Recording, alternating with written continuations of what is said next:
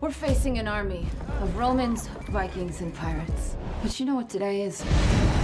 Today is the day. Attack! We earn the name Legends. DC's Legends of Tomorrow. Season finale this Monday at 8/7 Central on the CW.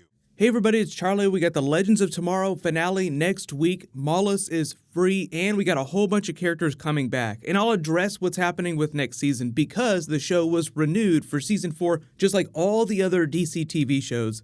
So if you are finding me for the first time, be sure to subscribe to get all the DC videos. I'll do a new Flash ring for pretty much all the DC videos next week. The Flash is back next week, so I'm assuming that Wally West will go back to the Flash before the finale, even though there's several more episodes left. Laughed really hard when Wally kept reminding them about Flashpoint. Barry went back to save his mother. It created Flashpoint. It was the worst thing ever. I saw what happened with Barry Allen when he went back and stopped his mother's murderer. A little thing called Flashpoint. Go to hell! You're taking both of us there!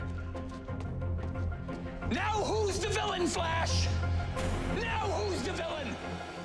And they just confirmed that Sarah is going to guest star in the Arrow finale, along with Tommy. So obviously there's a lot of Arrow stuff we need to talk about. But you kind of see in this past week's episode, episode 17, how they were dealing with her relationship with Damien Darhk and how she really wants to kill him, but she can't because of what they're doing right now. But she wants justice for Laurel. Her arc is really going to culminate with her appearance on Arrow. So they're going to have their Birds of Prey style episode because you have 3 different versions of the Black Canary. And I count Earth 2 Laurel even though she's Black Siren. She's like an evil version of the Black Canary. They have something of a redemptive arc for her, so they're going to address that through Sarah's character because Sarah is one of the only characters that hasn't met her evil sister from Earth 2.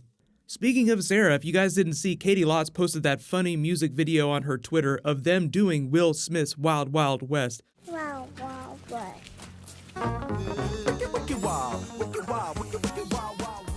Can't really post the whole video here for copyright reasons. Copyright on YouTube, big problem. Music copyright on YouTube is even worse. It's a bit of a nightmare.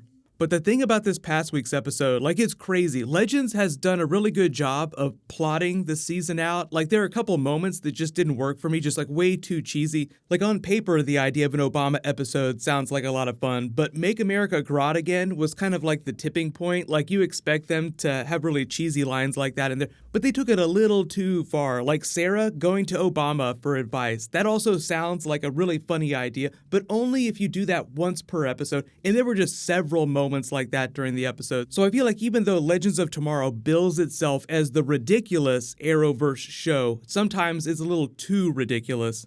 I was on board for the Lord of the Rings twist. I was like, okay, we'll accept the fact that Heatwave just happens to be watching Lord of the Rings the same week that they're going to have John Noble himself guest star on the show. We'll just accept that ridiculous setup. And I do like when they actually had the actor come on, like out of his trailer, as if he were on the set of Lord of the Rings. Can you believe it? Like he was making fun of the dialogue that Ray had written for him. This is crap. I could hear the Legends writer's room just laughing around the table writing some of this dialogue. Like when Noble was saying, man, this is Tolkien, you can't change the dialogue. And Ray's like, no, we're gonna do this. Nora, she's a new character that they wanted to beef up the female presence in the film. You can't do that, mate. It's Tolkien's Lord of the Rings. I know, but it's a studio note. Oh, studio note. Very good note. Yeah. The weirdest thing about the episode to me is how they're changing the timeline for Amaya. So this is obviously a big comic book moment. It's part of Vixen's origin story, but that's the present day Vixen who's in Detroit. Remember, the actress had to leave the show before she was going to become a main character. So that's why they cast this version of Vixen as part of the Justice Society storyline. Originally, it was going to be the Vixen that had crossed over onto Arrow from present day. But with the way the show treats timeline changes, I don't know if they're going to allow this to stick. Because like in the comics, Amaya's daughter never became a totem bear, the village was destroyed, and it became this big driving arc for the young version of the character. If they do make it stick, I think it'll probably be fine. I don't think there are that many like old school, hardcore Vixen comic book fans that would be like super upset and are watching this show. The Vixen character is kind of like a C-list character. When you change things about their character, as long as it makes sense for what they're doing, I think it's okay. Like there are still people that are a little upset about Mr. Terrific because he's a slightly bigger character, even though he is still kind of a C-list character. But that's why they made him Curtis Holt, not Michael Holt, because Michael Holt is the comic book Mr. Terrific. All the actors' performances across the board were great. I'm not a big fan of Ray Palmer's character. Sometimes he's just flat out annoying, and there were a lot of scenes like that for him in this episode. Just like, oh god, this is just too much. But like 99% of all the performances were great. But like you see all of Damien Darhk's scenes, how much he cares about saving his daughter. I think moments like that in this whole arc are the reason why Neil McDonough agreed to come back and be a character on the show, because he could go on any other big network show and earn more money. But I think that they were like, okay, no, we're going to give you kind of a redemptive arc. You're still an evil character, but he really cares about his daughter. That's why he's doing all these crazy things. So you kind of see some of the emotional payoffs show themselves, even though they won't be achieved till the finale. And for some people like Sarah with Laurel, that won't happen till the Arrow finale in a couple more weeks.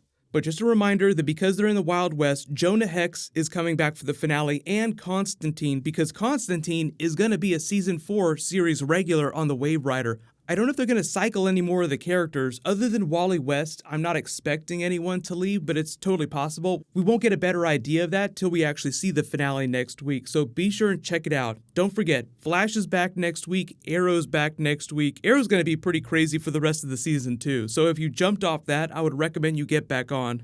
I'm kind of trying to combine a couple different videos with this, so I know I didn't do my regular top 10, but obviously there were a bunch of Easter eggs, like when Rip tells Ava that she's 12. That's a big Doctor Who joke. 11 was Rory's doctor, Arthur Darvill, so when he says that 11 died before, it's like saying that his doctor died when Rory left the show. I'm not sure why they didn't call her the 13th model, because the 13th Doctor is the new female Doctor. That would have made more sense. Maybe they didn't want to be too on the nose with it.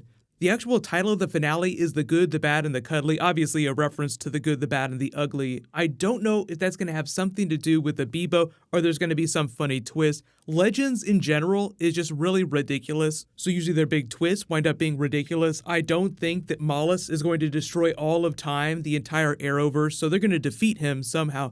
But in the way that they take the piss out of the villains, like last season with the Reverse Flash, he had the Spear of Destiny in an army of other Reverse Flashes, but they still yanked the rug out from under him. It sounds like the same thing will happen with Mallus. Like they have the 6 totems, even though Damien Darhk has gone off the rails. So let me know how you think they're going to do that to Mallus's character. And I understand, like there are certain realities of making a television show. There's only so much that you can cross over with other shows. But I will be a little upset if Wally goes back to The Flash this season before the finale and doesn't reference any of the Flashpoint timeline changes that the Legends were making themselves. Like, oh, I tried to tell him, Barry, but they didn't want to listen. There was a giant time demon. He threatened to destroy everything. He was like 10 Savatars put together, which is exactly why I think that the Legends finale will have some ridiculous twist, because they're hyping up Mallus so much. So whereas Savitar was a speedster that was arguably more powerful than Barry, he could do a lot of damage that speedsters themselves can do because he could travel through the Speed Force and he was more powerful than the other Flashes, so he could kill them.